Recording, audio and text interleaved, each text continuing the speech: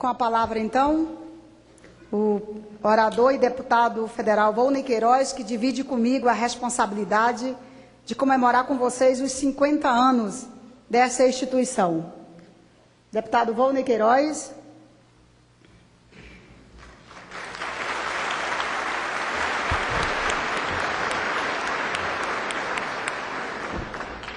Senhora Presidenta dos Trabalhos, Perpétua Almeida, nosso bom dia a todos e a todos. Gostaria inicialmente de saudar aqui nosso presidente que abriu os trabalhos, nosso colega deputado Mauro Benevides, decano desta casa, abraçar aqui os componentes da mesa, mestre Pequenina, o mestre Edson Lodi,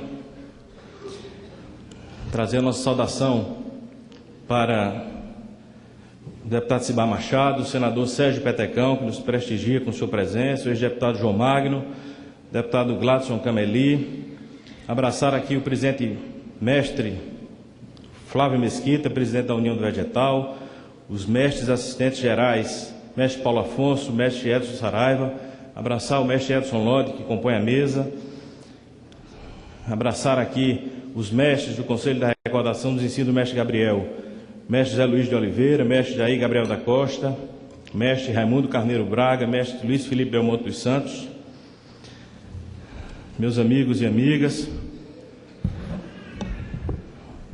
senhor presidente, senhoras e senhores deputados, ilustres representantes do Centro Espírita Beneficente União do Vegetal e demais membros de entidades oasqueiras, aos quais saúdo na pessoa do mestre-geral representante da UDV, Francisco Herculano de Oliveira.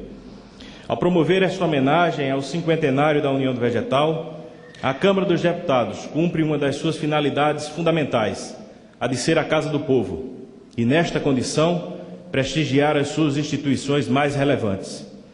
Nem sempre a relevância de uma instituição se mede por sua notoriedade pública. A União do Vegetal ainda é pouco conhecida, mas expressa na sua prática e nos seus objetivos o que há de mais sublime na natureza humana, a busca de evolução no sentido do aprimoramento das virtudes morais, intelectuais e espirituais. É uma religião de fundamentação cristã reencarnacionista, oriunda da Amazônia brasileira, mas de destinação universal, o que explica estar hoje legalmente instituída em outros 5 países, Inglaterra, Espanha, Portugal, Estados Unidos e Suíça, transmitindo a sua doutrina e ensinos na língua portuguesa, propiciando com isso a difusão desse nosso idioma e de nossa cultura. É o reconhecimento a um trabalho sério, honesto, inspirado, que se originou de um seringueiro baiano, José Gabriel da Costa, o mestre Gabriel, que a criou em 22 de julho de 1961, no coração da floresta amazônica, trazendo na sua doutrina uma mensagem de paz e simplicidade para toda a humanidade. A UDV, como também é conhecida, utiliza em seus rituais, como sacramento religioso, o chá ayahuasca, comprovadamente inofensivo à saúde, conforme demonstram numerosas pesquisas científicas efetuadas por universidades brasileiras e estrangeiras de renome, entre as quais esta, que trouxe aqui, Farmacologia Humana da Ayahuasca, que é anexo ao meu discurso para que conste dos anais dessa casa. Trata-se de pesquisa realizada por 9 centros universitários, entre os quais a Escola Paulista de Medicina, da Universidade de São Paulo e a Universidade da Califórnia, nos Estados Unidos. O chá, segundo conclusões preliminares dessa pesquisa, assinada por algumas das maiores autoridades mundiais em toxicologia, etnobotânica, psiquiatria e psicofarmacologia, entre outros, os cientistas norte-americanos Rick Strassman e Charles Groves. É, do ponto de vista toxicológico, quase tão inócuo quanto a água. Utilizado no contexto religioso, sem a adição de outra substância, nos padrões adotados pela União do Vegetal, que serviu de base para a pesquisa, tem sido de grande valia na recuperação e reintegração de alcoólatras, drogados e na recomposição e reequilíbrio das famílias. Senhor presidente, senhoras e senhores deputados, liberdade religiosa, além de direito constitucional inalienável, artigo 5º, inciso 6º da Constituição Federal, constitui marco civilizatório estabelecido em milênios de história humana. A crise de valores contemporânea, no entanto, leva alguns, equivocadamente, a atribuir às religiões responsabilidade pelo desconcerto do mundo. É o que resiste diariamente à mídia, dando conta da existência de movimentos na Europa e Estados Unidos, encabeçados por intelectuais, artistas e cientistas, buscando atribuir às religiões um contencioso geopolítico que infelicita hoje o planeta. Ocidente e Oriente cultuam tensões recíprocas, tendo como pano de fundo divergências ditas espirituais, islamismo versus cristianismo e judaísmo sendo a maior delas. Na espiritualidade, porém, não há divergências. Nós, seres humanos, podemos divergir em relação ao que seja a verdade, mas a verdade nada tem a ver com essas controvérsias e não é afetada por elas. Continua onde sempre esteve e sempre estará. O ser humano distanciou-se da simplicidade e emaranhou-se em complexidades. Perdeu de vista a dimensão divina da natureza, passou a maltratá-la.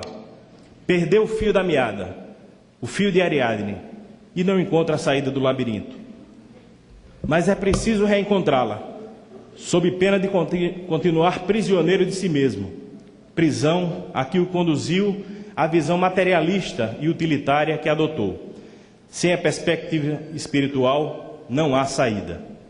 Em meio a esse contexto conturbado, que distorce valores morais, ameaça a sagrada instituição da família e afasta o ser humano da realidade,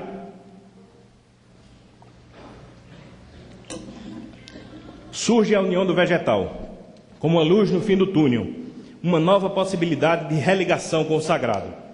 Ao dever, nasceu cabocla, matuta, e chegou até nós pelas mãos dos primeiros discípulos do mestre Gabriel, seringueiros, soldados da borracha, que com grande sacrifício protagonizaram nos anos 40 do século passado a maior contribuição brasileira à vitória aliada na Segunda Guerra Mundial, aumentando em 7 vezes a produção de borracha, insumo fundamental para o abastecimento das tropas aliadas e para o desfecho vitorioso daquele conflito.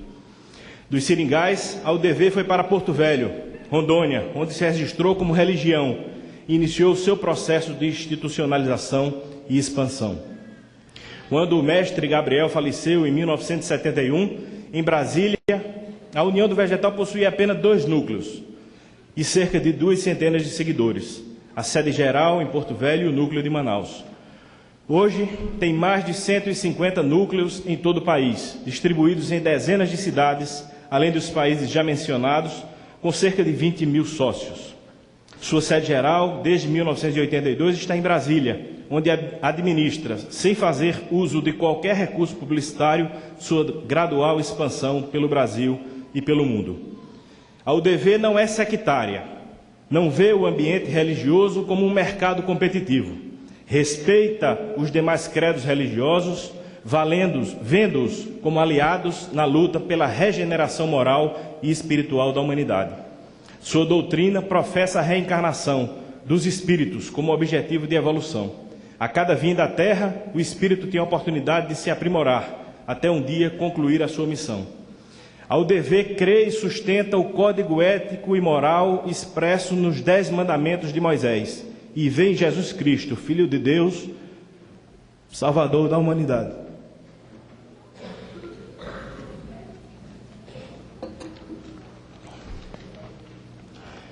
Mestre Gabriel, ao criar esta sociedade religiosa, o fez com o objetivo de proporcionar à humanidade um caminho de construção de paz, que mostre ao ser humano, pela constância nos deveres e prática fiel do bem, como chegar um dia à perfeição. É um caminho de salvação, que tem em Jesus o seu referencial maior, e no mestre Gabriel um guia seguro, uma luz amiga, a orientar os seus seguidores. A paz é a construção coletiva, depende do convívio com o próximo, de entendê-lo, de aceitá-lo como é.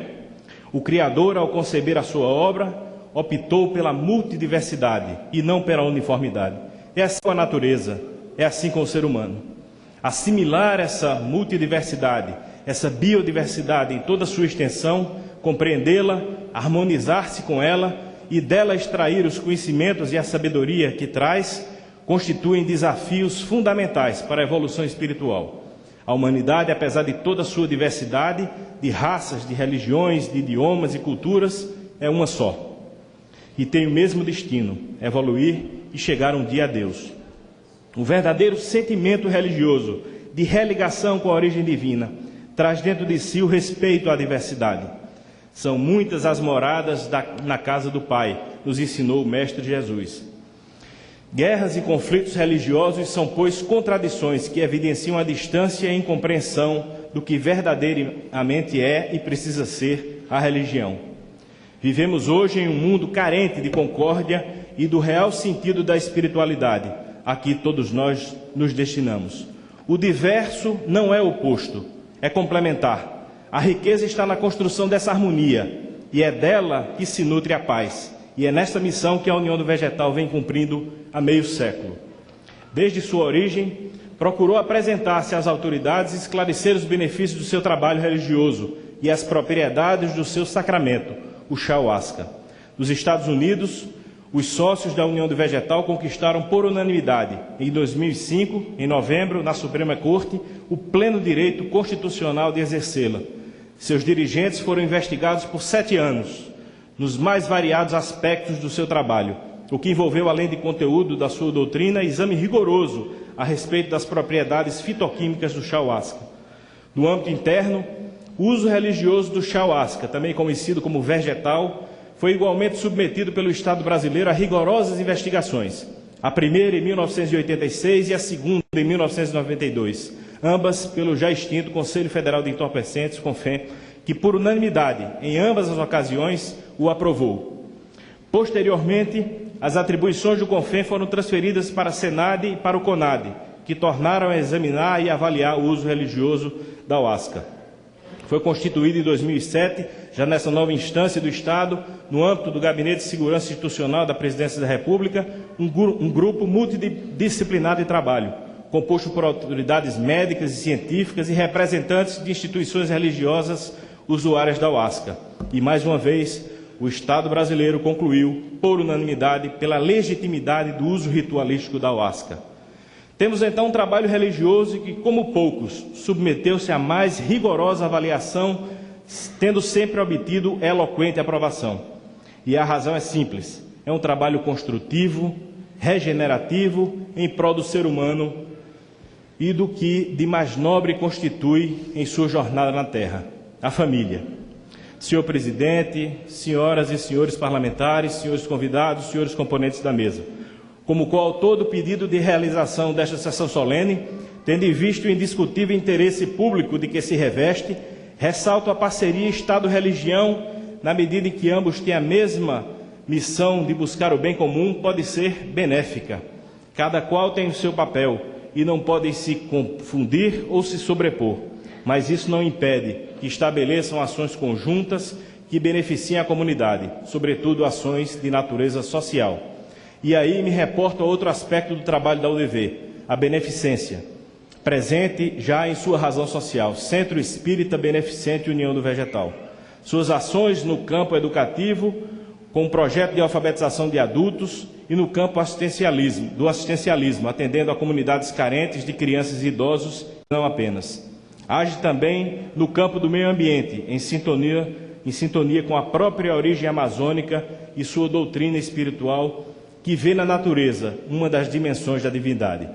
Para exercer esta missão ambiental, já que da natureza extrai o seu sacramento, os vegetais Mariri e Chacrona, a UDV criou a Associação Novo Encanto de Desenvolvimento Ecológico, que trabalha por uma cultura de manejo e preservação da biodiversidade.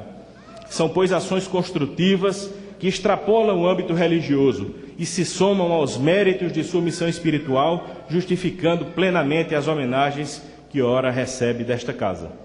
Sinto-me honrado, senhor presidente, senhora presidente, senhores parlamentares, senhores convidados, com a oportunidade de dirigir essas palavras, que espero ressoem por todo o país, dando testemunho a este trabalho que engrandece o Brasil, tornando-o porta-voz de uma mensagem sublime de luz, paz e amor para toda a humanidade. Muito obrigado.